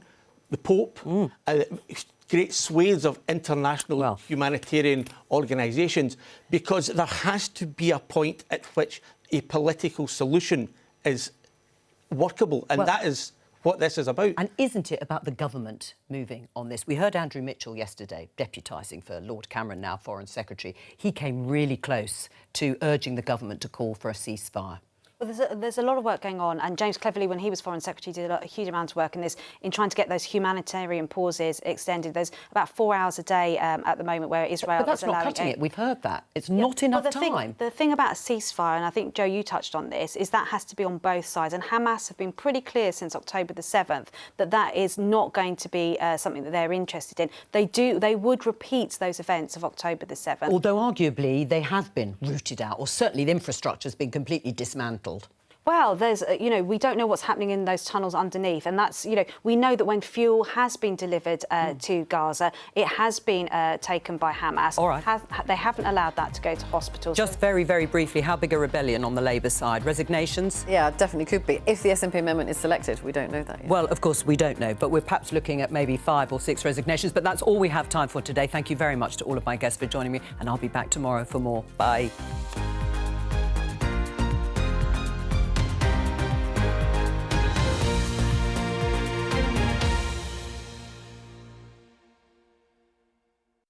Newscast is different to the stuff that we all do in our day jobs because it's like a proper